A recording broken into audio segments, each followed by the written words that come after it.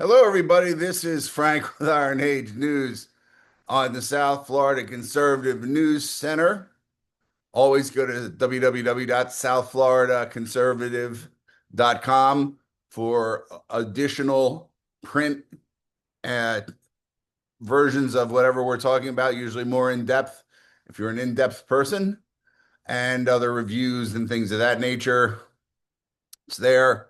We are also on YouTube and BitChute and Rumble and Substack. We are trying to go anywhere we can to be as deplatformed as possible. So please join us there.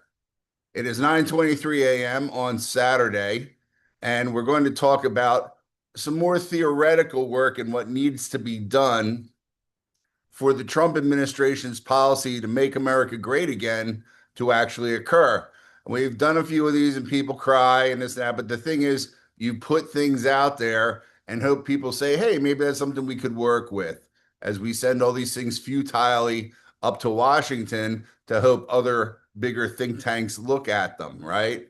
So here we're going to talk about a little something, and the idea, the premise, and it's actually a pretty good premise, is what can trade unions do to recapture their golden age strength and save Trump's new industrial America?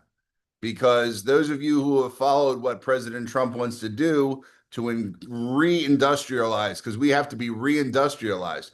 You ever heard the term Rust Belt? That occurred to all those states that had a lot of big manufacturing, especially in the steel industry, which is in the Northeast, that they were all torn down, blah, blah, blah, blah. This occurred also in the textile producing parts of the South, and everything was offshored to India.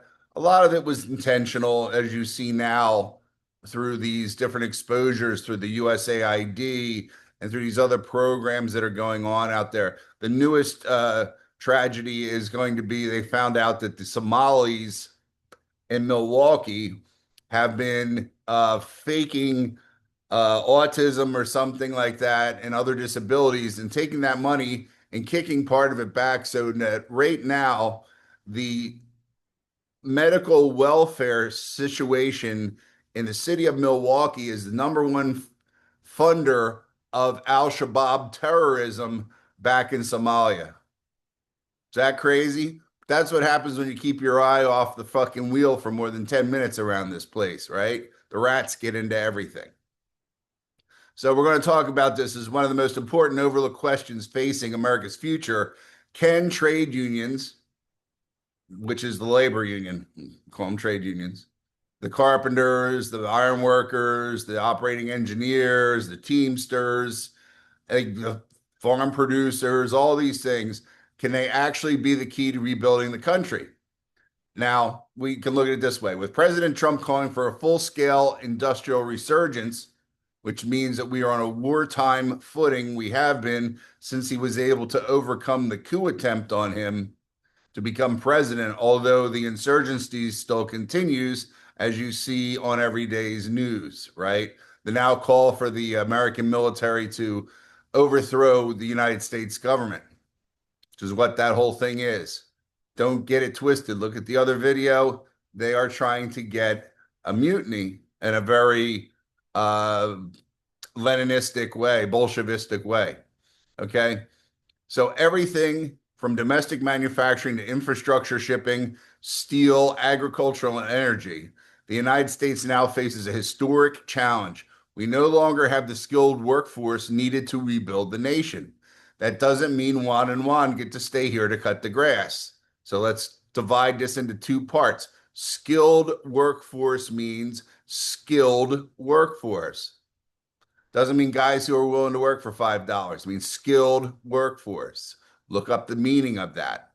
Unions once provided that workforce, but today they are shadows of their former selves. Ask anybody from the good old days what it's like today.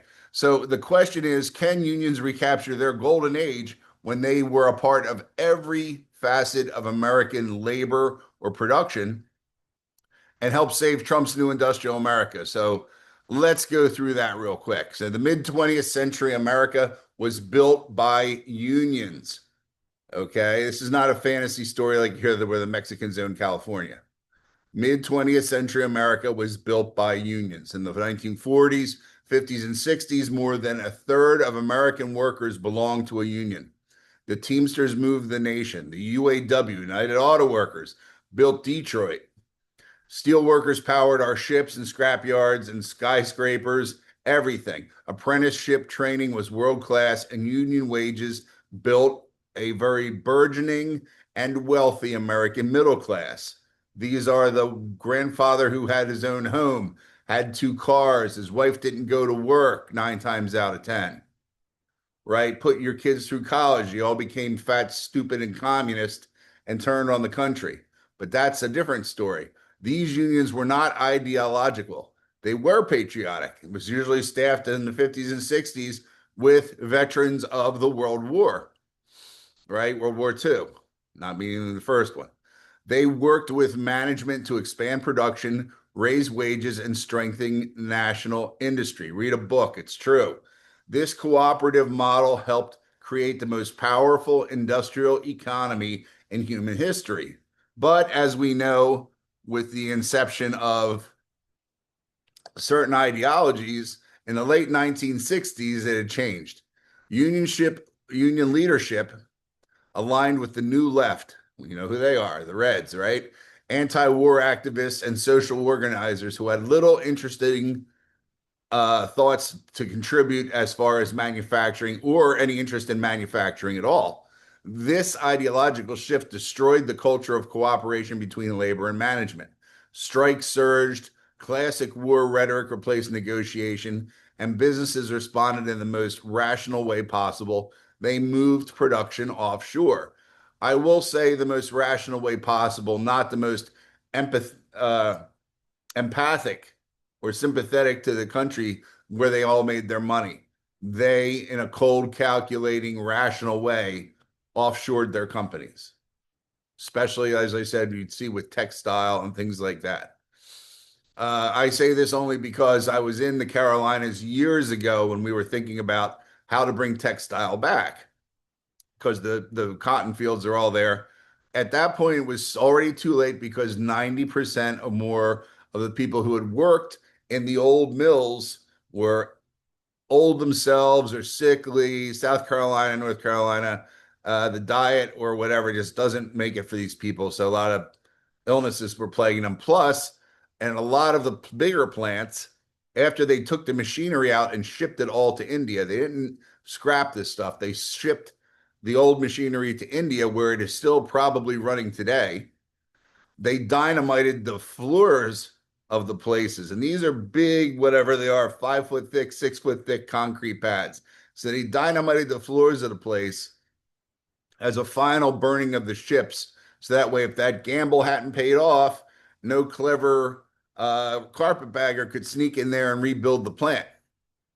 So it was forever as far as they were concerned. They were going to remove industrialized textile from that area forever, and they did it pretty much. There are a few companies still operating, but they're very specialty. They're not making all the underwear and all the shirts and all the everything like we used to do. Okay. So deindustrialization followed. We had cities collapsing. Union membership plummeted from 35% to around 10% today. And only 6% of those unions are in the private sector. The unions that built America no longer exist in any meaningful form. Today, most unions are either public sector organizations, which is teachers, government workers, or small pockets of trade unionism in construction or ports or energy, which are kind of mandated to do that. And even that is becoming less and less of an assured job for the people. These unions are dominated by progressive leadership and identity politics. Many have become political machines for the Democratic Party, not engines of upward mobility for American workers. The ability to train skilled workers at scale, the very thing that unions used to excel at, has eroded dramatically. Ask anybody who's in any of the trades, operating engineers, which is the cranes and the bulldozers. How many of the kids go to the school? You know, you get paid to go to the school normally. Once you're accepted, you get money to go there. How many of them are like, I'll run the Bobcat or I'll run the sweeper or something. I don't want to learn how to run the big machines. I don't want to learn how to run the cranes because then I have to stay clean. I'm not going to be able to smoke weed on the weekend because it's going to show up in my blood test, right? It's true shit. It's true shit. You've guys out there, I know personally, in their late 60s and 70s, running big bulldozers on large construction sites because the kids are either too lazy, can't do it, or won't do it, right? 40-hour or 60-hour week doesn't exist for a lot of people anymore. And that used to be your bread and butter with the trades. They'd rather work the weekend for less on their own job somewhere and do whatever they're doing, which is cool, but at least do 40, because the health and welfare has to be paid for, which we are going to talk about in a moment. So the ability, I'll say it again, the ability to train skilled workers at scale, it's the very thing that they were good at, has eroded dramatically. It is the very thing that the United States government under Donald Trump needs to have done. So President Trump's industrial revival demands a massive skilled workforce. And here's some of the subjects that are being they were already greenlit. He's trying to move the money around too, but he's also has to fight with these other companies, the Black Rocks and everything, who once they smell money in the water, they'll just go in there and try to grab it all and take it away from what they're doing.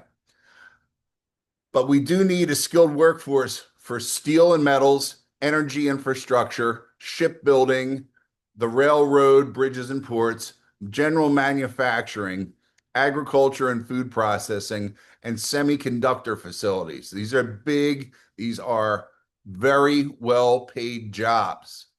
These, in a number of positions, you didn't even have to get out of high school.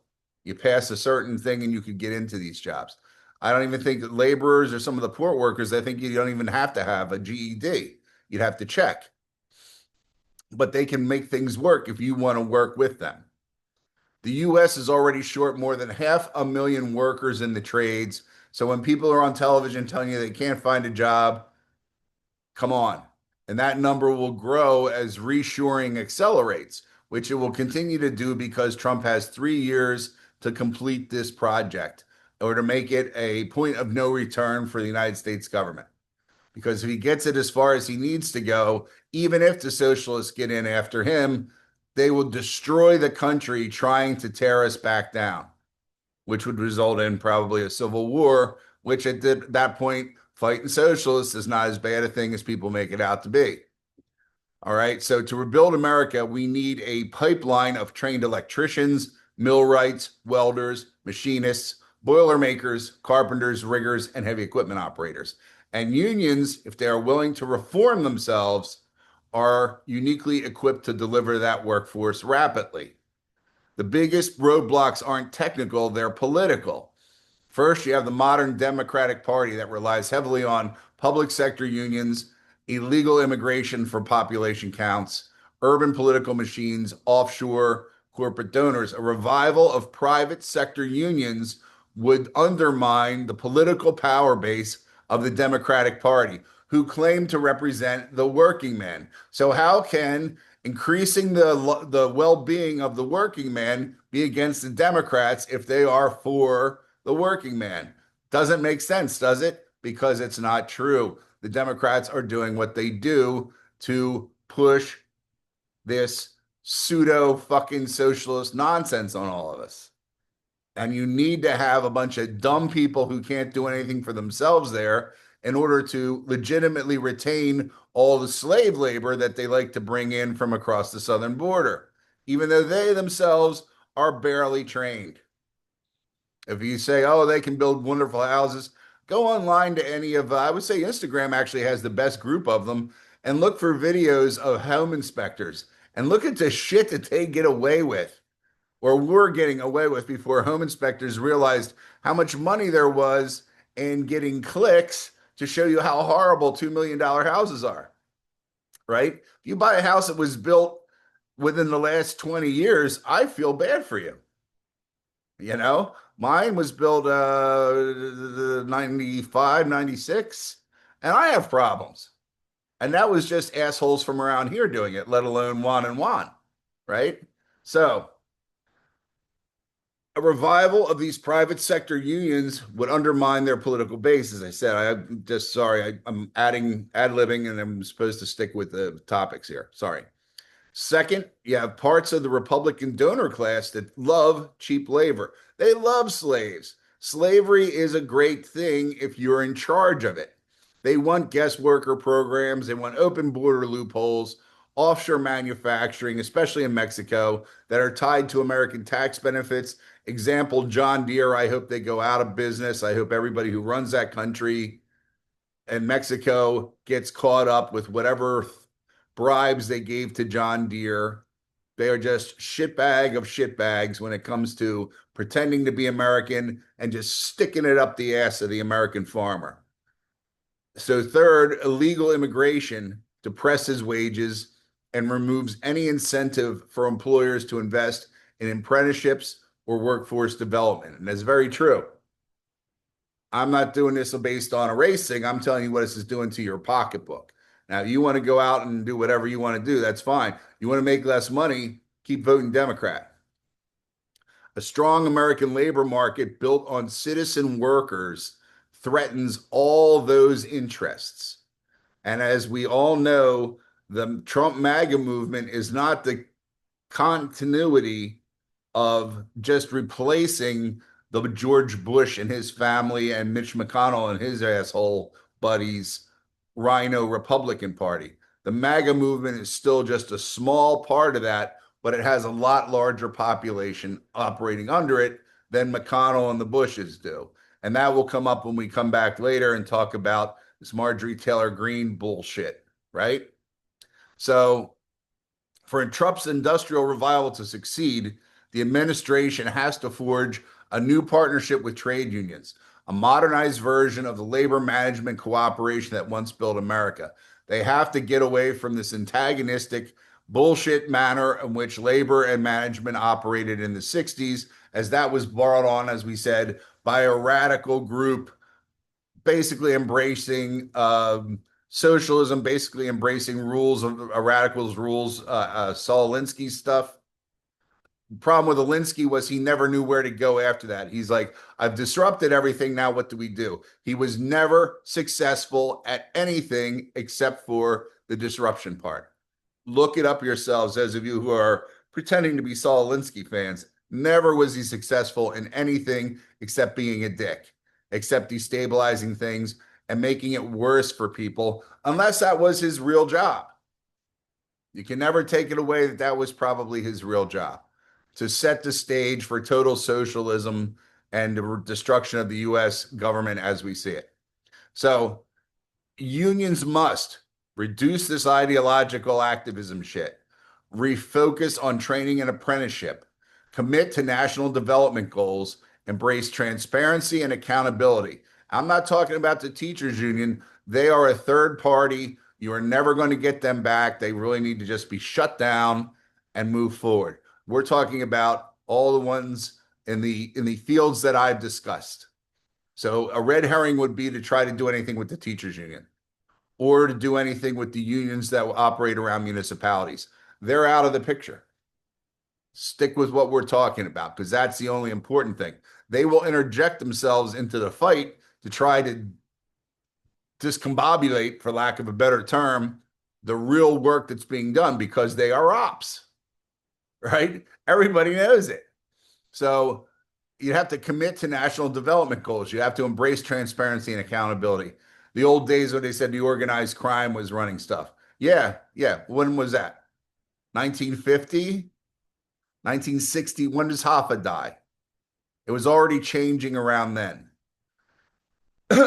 In return, Trump can offer them stable long-term industrial contracts. He can back off some of these corporations if they act like assholes. Major infrastructure projects. There are so many shovel-ready projects out there right now. There are billions of dollars of green-lit infrastructure programs that you would run out of men before you ran out of jobs right now. It is a contractor's paradise. It is a working man's paradise if it can be kickstarted. Domestic manufacturing has tax incentives. Stronger border enforcement has to be done. California has to be tamed. Grants for apprenticeship expansion, protection from unfair foreign competition. It is realistic to do this and is mutually beneficial partnership. If unions reorganize themselves back toward workers instead of politics, the benefits will be enormous. And this is where everybody who's never been in the union or known anybody in the union should be thinking. Tens of thousands of people will be lifted into high wage careers.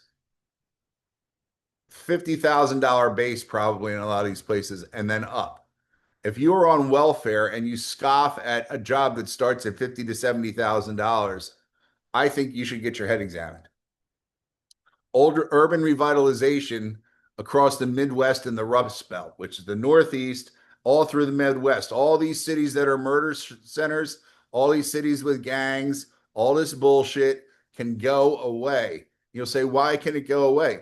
Because one of the reasons you do drugs is a depression issue, just like drinking, just like these guys that are addicted to jerking off 5 hours a day, which is crazy, right? All these things are symptomatic of your depression and unhappiness with your life. You know, having a job that has some kind of respect behind it is a big deal. When I was at work, and a guy called me a boomer on one of these things. Well, I'm not. I'm actually one of the first years of the X generation, but I've been working since I was 11. And we would have guys from the neighborhoods we worked, and we always worked in bad areas because we were doing demolition or trash hauling or whatever. And we would hire local people. And these guys made it a point that the girls in the neighborhood knew that they had a job and made it a point that the girls in the neighborhood knew when they were going to get paid. And it was better at that point because the drugs weren't as bad. Crack had just kicked in, I guess. So that was one thing because those guys were dropping like flies. Here was a guy who had a real job, was making, I forget what they were making back then, but it wasn't fucking chicken feed. And they would go home every time you see us. I still see the guys. I laugh. I see guys get on public transportation with their hard hat on or their alert color shirts and all this kind of shit. It means you're a worker, right? It means I'm working. That means I'm making money and I'm going to have money. So maybe you ought to talk to me on the train or the bus or whatever, instead of hanging out with some assholes. Let's take it. That was my thing from when I took that was the takeaway back then. Okay. The welfare state is going to shrink. It is going to be harder and harder to get on. It is going to be easier to get kicked off. Healthcare, same issue.